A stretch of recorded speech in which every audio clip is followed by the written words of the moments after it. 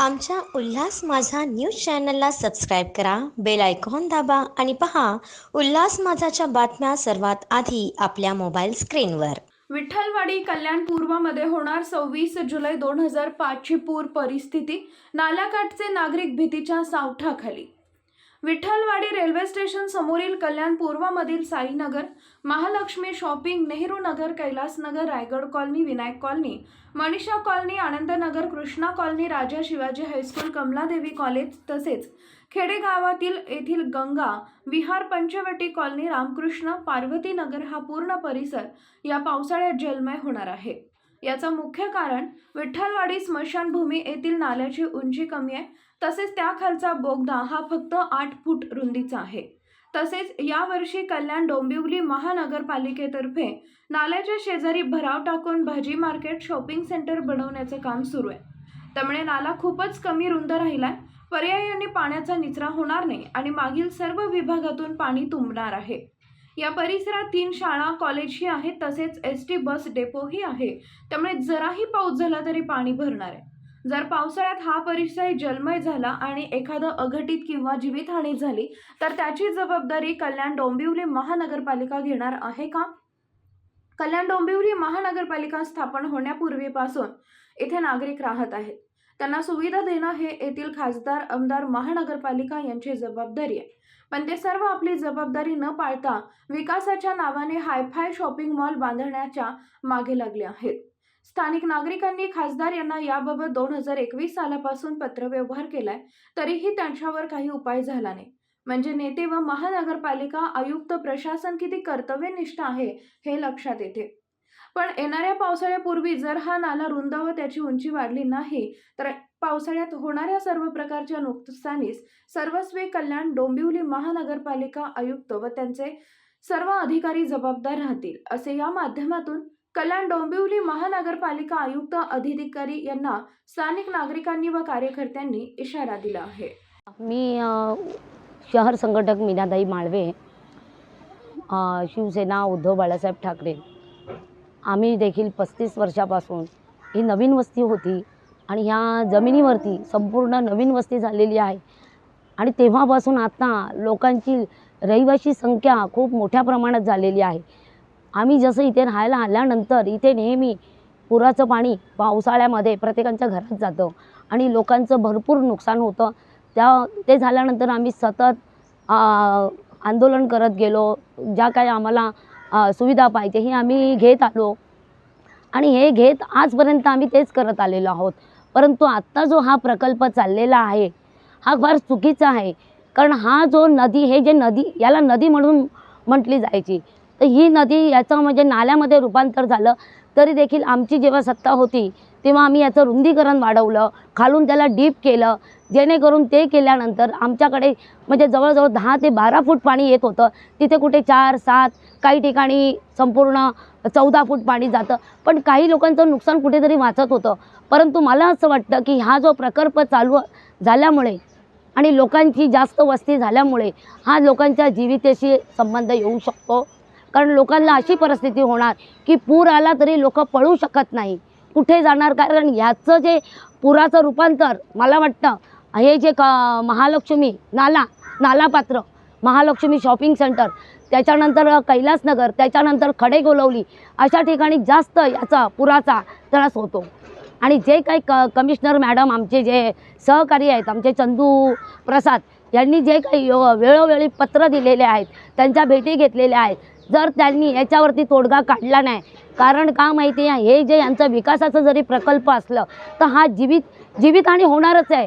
आणि आमची मागणी काय की हा जो प्रकल्प आहे ना तो तुम्ही करा, पण नाला जो आहे, नाल्याच्या ज्या भिंती संरक्षण आहेत त्या भिंती झाल्या पाहिजेत आणि नाल्याचं रुंदीकरण मी तर म्हणते जसं एवढ्या वर्षामध्ये लोकसंख्या वाढलेली आहे त्यांचा विचार करून ते भिंतीचं काम रुंदीकरण वाढवलं पाहिजे। प्रभाग क्रमांक 96 साईनगर, काटेमानवली, कल्याण पूर्व। गेल्या 35 वर्षापासून आम्ही इथं राहतोय, इथं स्थानिक आम्ही लोक आहोत। तर हे असा प्रकल्प बघा आता हे चालू आहे, ह्यामुळं या प्रकल्पामुळं हे पूर्ण भाग भर पावसामध्ये पूरस्थिती इथं निर्माण होते प्रत्येक वर्षी। त्या पूरस्थितीमुळे इथं पाणी भरणार आहे। हे 33 मीटर हे नदी पात्र होती, त्याला यांनी 24 मीटर करून आणि तिथं ती मोरी आहे ती 8 फूटची फक्त आहे. 24 फूट कुठं आणि 8 फूट कुठं. आता पाणीचा फ्लो जाणार कुठं, हे सर्व पूर येणार आणि आमच्या घरात येणार आहे. ह्याच्यासाठी आम्ही पाठपुरावा इथले स्थानिक खासदार श्रीकांत शिंदे यांना 2021 रोजी पत्र दिलं आहे आणि त्यांना सांगितलेलं का इथं भीषण पूर परिस्थिती होते. यामुळे ह्याच्यावरती या ब्रिज जो आहे पुणा लिंक रोडचा, ह्याची उंची आणि लांबी वाढून इथल्या लोकांना जो पूर येतो त्यांनी काहीतरी राहत भेटेल ह्याच्यासाठी. तर त्यांनी आतापर्यंत फक्त कागदी घोडे नाचवतात आहे, त्याच्यावरती त्यांनी आतापर्यंत काही लक्ष दिलं नाही. त्याच्यानंतर आता हे प्रकल्प चालू झाला आहे 8-10 महिन्यापूर्वी.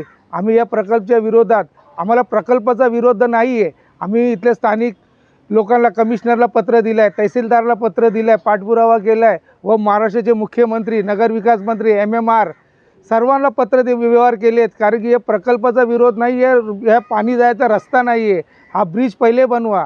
इथले स्थानिक जे शहर अभियंता होते अर्जुन आहिरे साहेब यांनी आम्हाला आश्वासन दिलेलं का आम्ही हे 10 दिवसात करतो करून, आणि नंतर त्यांची 4 दिवसात बदली झाली. म्हणजे त्यांनी आम्हाला पूर्ण खोटंच सांगितलेलं का बाबा मी तुझ्या 10 दिवसात तुमचे कामं करतो, आणि 4 दिवसानंतर त्यांची माहिती आहे त्यांची बदली होणार आहे. ते बदली होऊन गेले. आता नवीन शहर अभियंता आलेत. आतापर्यंत फक्त एक कागदी घोडे नाचत आहे. कमिशनर मॅडमचा इथं दौरा झाला. कमिशनर मॅडमनी बोले अगोदर सगळे झालेले मी काही करू शकत नाही आहे. कमिशनर मॅडमनी डायरेक्ट हात वरती केले. आम्ही बोलो कमिशनर मॅडम तुम्ही आमची आईबाप आहेत, तुमची मायबाप आहे, तुमच्या भरोश्यावर हे लोक राहतात आहे आणि तुम्ही असे बोलून कसं काय चालणार. तर मॅडमनी सांगितलं मी आत्ता आलेत. मला तुम्ही आले तर तुम्ही डिसिजन घ्या आणि लोकांना न्याय द्या. हा ब्रिज पहिले बनवा, नंतर प्रकल्प तुम्ही बनवत राहा कधी पण. तर मॅडमनी आश्वासन दिलं मी बघते करून. आता ते कधी होणार काय होणार ते आता आम्ही सांगू शकत नाही अशी ती बोलली आहे. आज आपण या नाल्याच्या संदर्भात आपण इथे जमलेलो आहोत. आपण जर बघितलं तर समोर बघा, पाणी जाण्यासाठी 8 फुटाची फक्त रुंदी आहे. हा 24 फुटाचा नाला ॲक्च्युली आहे. तर 24 मीटरचा नाला असताना फक्त 8 फूट पाणी जाण्यासाठी इथे रुंदी ठेवलेली आहे. जेणेकरून यावर्षी ज्या 8 फुटातून किती पाणी पास होऊ शकतं. आणि समोर हा प्रकल्प चालू आहे. या प्रकल्पामुळं पाण्याचा फोर्स इथे आडला जाणार आहे. आणि पाठीमागे जे कैलाशनगर आहे, साईनगर आहे, परत त्यानंतर आमचं खडेगोलवली आहे, नेहरू नगर आहे, ह्या सगळ्या विभागात दरवर्षी पाणी भरतच असतं. यावर्षी तर मला वाटतं की 14 फुटाच्या वरती पाणी ते साचलं जाणार आहे. जेणेकरून महानगरपालिकेने याच्यावरती त्वरित कारवाई करून या नाल्याचे रुंदीकरण आणि तो जो समोर जो स्मशानाचा जो ब्रिज आहे याची उंची वाढवणं गरजेचं आहे. आज जर बघितलं तर दरवर्षी आपण कोळशेवाडी पोलीस स्टेशनमध्ये सुद्धा पाणी भरलं जातं, मध्ये सुद्धा पाणी भरलं जातं. ज्या वेळेला एखादं प्रेत कुठे जर या पाण्यामध्ये जर आलं तर त्याची विल्हेवाट कशा पद्धतीने लावायची. इथे लोकांना दरवर्षी आम्ही पाणी 5-5 फूट ज्या वेळेला असतं त्यावेळेला अनेक संस्था माध्यमांच्या मार्फत आम्ही अन्न पुरवठा किंवा इतर साहित्य वाटप करत असतो. पण यावर्षी आम्हाला बोटीने या क्षेत्रात यावं लागेल असं वाटतं. तर त्वरित महानगरपालिकेने हे जो नाल्याची उंची आणि रुंदीकरण करणं गरजेचं आहे, याच्याकडे त्वरित लक्ष देऊन करावं ही नम्र विनंती. आमच्या उल्हास माझा न्यूज चॅनलला सबस्क्राईब करा, बेल आयकॉन दाबा आणि पहा उल्हास माझाच्या बातम्या सर्वात आधी आपल्या मोबाईल स्क्रीनवर.